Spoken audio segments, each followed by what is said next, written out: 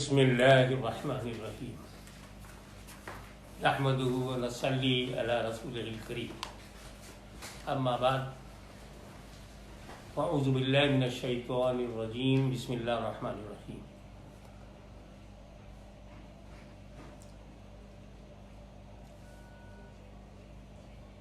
واقیموا الصلاۃ وآتوا الزکاۃ صدق اللہ مولانا العلی العظیم وبلغنا رسولہ النبی الامین الکریم ونحن علی ذلک لمن الشاہدین والشاکرین والحمد للہ رب العالمین۔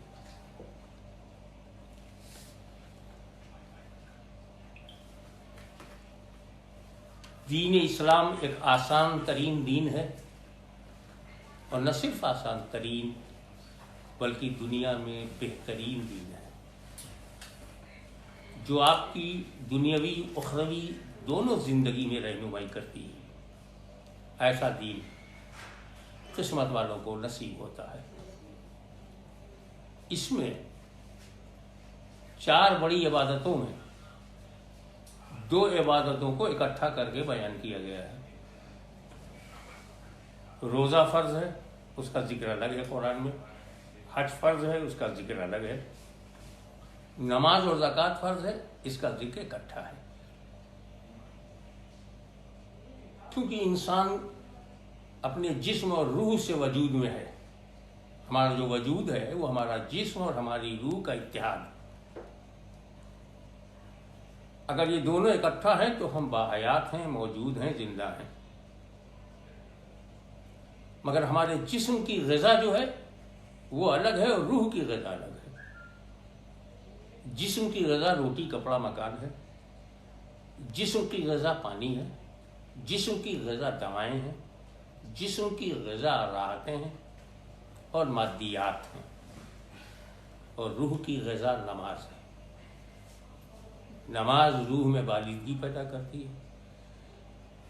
تو روح کی غذا اور جسم کی غذا ہمارے وجود میں جس طرح اکٹھا ہے، ایسے ہی قرآن پاک نے اس کو ایک آیت کریمہ میں اکٹھا کر کے یہ بتایا ہے کہ نماز کی اہمیت روح کے لیے ہے، اور زکوٰۃ کی اہمیت جسم کے لیے اور ضروریات کے لیے۔ اب دوسری اہم بات جو سامنے ہمیشہ رکھنا چاہیے وہ یہ ہے کہ حالات حاضرہ، تقاضائے وقت اور ریکوائرمنٹس آف پیریڈ، ہمارے علماء حق نے ہم دوسرے مولویوں کا گارنٹی نہیں لیں گے، ضمانت نہیں لیں گے، کیونکہ وہ بے ضمانت گھوم رہے ہیں۔ علماء حق کا یہ فیصلہ ہے کہ اگر کوئی مدعی علم کتاب و سنت ہو، حافظ قرآن، مفسر قرآن ہو، جزیات فقہ اس کو مستحضر ہو، لیکن اگر وہ تقاضائے وقت کو نہیں جانتا تو فہو جاہل، یہ رسم المفتی میں متفقہ فیصلہ ہے۔ وہ لوگ نادان ہیں جو بات دین کی کریں اور حالات کو نظر انداز کریں۔ آج کے حالات جنگ سے بھی زیادہ نازک ہیں۔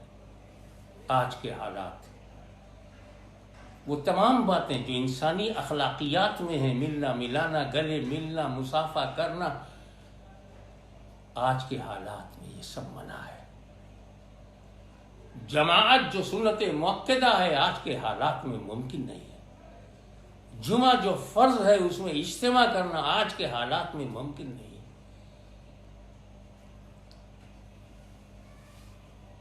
آج کے حالات میں بازار جانا ممکن نہیں ہے۔ آج کے حالات میں گھومنا پھرنا ممکن نہیں ہے، بلکہ اگر یہی حالات رہے تو حج کرنا بھی ممکن نہیں رہے گا۔ ان حالات کو نظر انداز کرنا اور اسے تبلیغ سمجھنا یہ کوری جہالت ہے۔ جاہلوں میں رہ رہ کر جہالت کی باتیں ہیں۔ ہمیں کیا کرنا ہے؟ صرف اس لیے نہیں کہ حکومت کا اعلان ہے، صرف اس لیے نہیں کہ گورنمنٹ کہہ رہی ہے، صرف اس لیے نہیں کہ میڈیکل اتھارٹیز کا مشورہ ہے، ہمیں اپنے آپ کو گھروں میں قید اس لیے کرنا ہے کہ میرے نبی کا حکم ہے، پیغمبر اسلام صلی اللہ علیہ وسلم کی ہدایتیں ہیں۔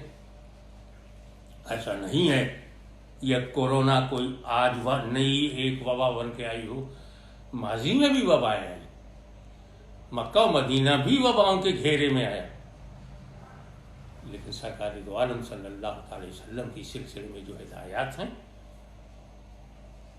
کہ وبا آ جائے تو وبا نہ دیکھو، اپنے آپ کو دیکھو کہ تم کہاں ہو، گھر میں ہو تو باہر نہ نکلو، باہر ہو تو اندر نہ ہو۔ اسی کو تو سوشل ڈسٹینسنگ کہہ رہے ہیں۔ آج الفاظ بدل دینے سے سنت نہیں بدلتی، یہ نبی کریم کی سنت سمجھ کر آپ کو عمل کرنا ہے۔ تو آپ نے تو یہ طے کر لیا کہ جب تک یہ وبا ہے، جب تک اس کا عذاب ہے، اور جب تک یہ سماج کو اپنی مٹھی میں جکڑے ہوئے ہے، ہم جمعے کے دن ظہر اپنے گھر میں پڑھیں گے، ساری نمازیں اپنے گھر میں پڑھیں گے، اور گھر میں بھی اس بات کی احتیاط کریں گے کہ سوشل ڈسٹینسنگ ہمارے گھر میں بھی رہے۔ یہ آپ کر رہے ہیں اور اسی پر عمل کیجیے، کیونکہ کوئی حکومت نہیں چاہتی کہ اس کے شہری بے موت مارے جائیں، جہالت میں مارے جائیں، غلط فہمیوں میں مارے جائیں۔ اس لیے آپ دیکھتے ہیں کہ میڈیا کے ذریعے آپ کو روزانہ تنبیہ کی جاتی ہے، مشورے دیے جاتے ہیں، نصیحتیں کی جا رہی ہیں۔ لیکن ایک بڑا مسئلہ جو نماز کا تھا وہ تو آپ نے حل کر لیا، لیکن ابھی زکوٰۃ کا مسئلہ پیش نظر ہے۔ واقیم الصلاۃ، الحمدللہ ہم نے نماز اپنے گھر میں قائم کر لی، مگر بات زکوٰۃ میں آ کر کے ہم یہ پھنس رہے ہیں کہ ہم اپنے گھر میں زکوٰۃ ادا نہیں کر سکتے۔ بیوی کو دیں گے تو ادا نہیں ہوگی، بچوں کو دیں گے تو ادا نہیں ہوگی، اور باہر جانے کی ممکن نہیں۔ اب ایسی صورت میں ہمارے پاس ہم سے زیادہ قریب اور ہمارا غیر کون ہوتا ہے؟ ہم جانتے ہیں، ہم زکوٰۃ دیتے رہے، ہمیں زکوٰۃ دینے کی مدعا معلوم ہے کہ غربا کو دینا چاہیے، مساکین کو دینا چاہیے، مستحقین کو دینا چاہیے، ڈیزرونگ پرسن کو دینا چاہیے، یہ ہم بہت پہلے سے جانتے تھے۔ مگر کورونا نے جو لاک ڈاؤن کر رکھا ہے، ہم شہر سے باہر ہی نہیں جا سکتے، حد تو یہ ہے کہ ہم محلے سے باہر نہیں جا سکتے، محلے والے ہم سے نہیں مل سکتے کہ زکوٰۃ کی ادائیگی میں جو عملاً عادتاً جو ہماری عادت تھی اس کے مطابق ہم ادا نہیں کر پا رہے ہیں۔ جھولا لے کر کے، رسید رکھ کر کے لوگوں کا آنا یہ معمول ہے، ہمارا کچھ دے دینا یہ معمول ہے، 100 500 1000 5000 تقسیم کر دینا یہ ہمارا معمول تھا۔ بمبئی سے لے کر کے لکھنؤ تک میں جانتا ہوں، ہند سے لے کے سندھ تک یہی عادت ہے سب کی، عرب و عجم میں یہی چل رہا ہے۔ لیکن اس کورونا نے پوری دنیا کو جو قید خانہ بنا دیا ہے، اور ہر آدمی اپنی مرضی سے ہاؤس اریسٹ کی گزر رہا ہے، اپنے اپنے گھروں میں محصور ہو گیا ہے، قید ہو گیا ہے، وہ اس اہم ترین فرض زکوٰۃ کی ادائیگی کی کیا صورت ہے؟ تو میرے بھائی، یہ زکوٰۃ کو چلر بنا کے بانٹنا بند کیجیے، آپ صرف اللہ واسطے، صرف اس کی رضا کے لیے، اور صرف اپنے آپ کو فریضے کی ادائیگی کے لیے، کسی کا فائدہ نقصان نہ دیکھتے ہوئے صرف فرضیت کی ادائیگی کی نیت سے۔ قابل عمل کیا ہے آج کی صورت میں؟ آج کی صورت میں صرف قابل عمل بنتا ہے، نہ آپ کا ملک بنتا ہے کہ آپ ملک میں بانٹیے، نہ آپ کا صوبہ کہ آپ صوبے میں اپنی زکوٰۃ بانٹیے، نہ ضلع کہ آپ اپنے ضلع میں بانٹیے، نہ ٹاؤن ایریا کی آپ اس میں بانٹیے، صرف بچتا ہے آپ کا پڑوس، صرف آپ کا پڑوس۔ اس سال اپنی زکوٰۃ آپ اپنے پڑوسیوں کو مکمل طور سے دے دیجیے، 4 گھر پڑوس کے ہیں تو 4 میں بانٹ دیجئے، 10 ہیں تو 10 میں، 2 ہیں تو 2 میں، ادائیگی زکوٰۃ بھی ہو جائے، اور پڑوس جو بے بسی اور بے کسی کی زندگی گزار رہا ہے، ایسے سوکھے دھان کی طرح ہے، اس میں ہریالی آ جائے گی آپ کی زکوٰۃ کی اس نئی بارش سے۔ پڑوس کے بارے میں یاد رکھیے گا، یہ سوشل میٹر ہمارا صرف نہیں ہے،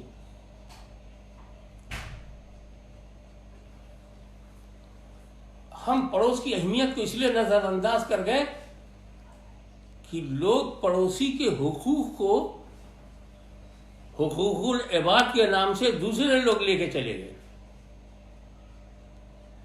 اور جو پڑوسی حقوق العباد میں چیپٹر پڑوسی کا آتا ہے وہ ہمیشہ نظر انداز ہوتا رہا۔ ہو سکتا ہے یہ غیبی مدد ہو اللہ تعالیٰ کی طرف سے کہ تم برسوں سے اپنے پڑوس کو نظر انداز کرتے رہے، اب تم کو یہ لاک ڈاؤن باؤنڈ کر دے گا، مجبور کر دے گا کہ صرف اپنے پڑوسیوں پر نظر محبت اور آپ نظر انتخاب اپنے پڑوسیوں پہ رکھیں، اور وہ حق زکوٰۃ ان کو ادا کریں جو ان میں ڈیزرونگ پرسن ہو۔ پڑوسی کے بارے میں اگر ایک بات آپ کو معلوم ہوتی، جو صحیح بخاری جلد سوئم حدیث نمبر 553 میں حضرت عائشہ صدیقہ طیبہ طاہرہ رضی اللہ تعالی عنہا سے مروی ہے، یاد رکھیے گا یہ حدیث بخاری ہے، اور یہ بھی یاد رکھیے گا کہ راویہ سیدہ عائشہ صدیقہ ہیں،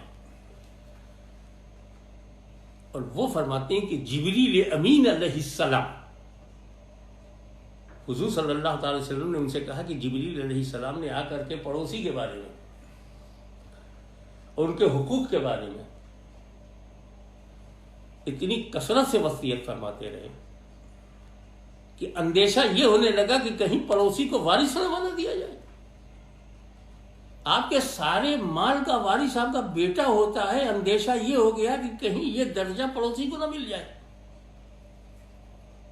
تو اب ہم کو پڑوسی کے ساتھ حسن سلوک کرنے میں وارث تو نہیں ماننا ہے، مگر وارث سے کم بھی نہیں سمجھنا چاہیے، کیونکہ یہ گمان سیدہ عائشہ صدیقہ ہے جو ہم تمام لوگوں کے گمان پہ بھاری ہے۔ اب پڑوسی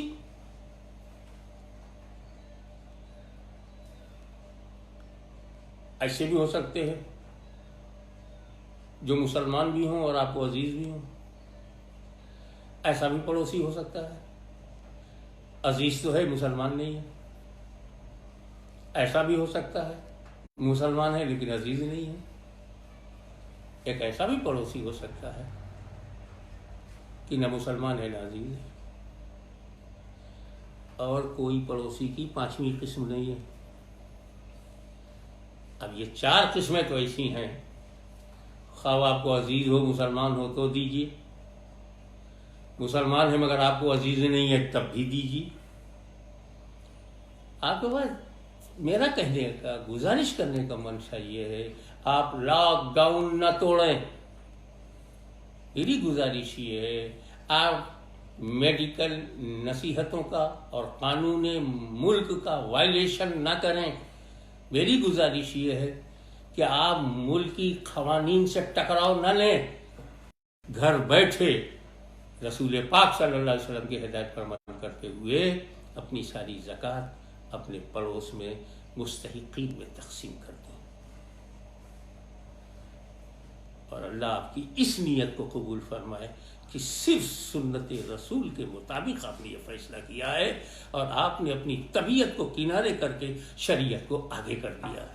وآخر دعوانا الحمدللہ۔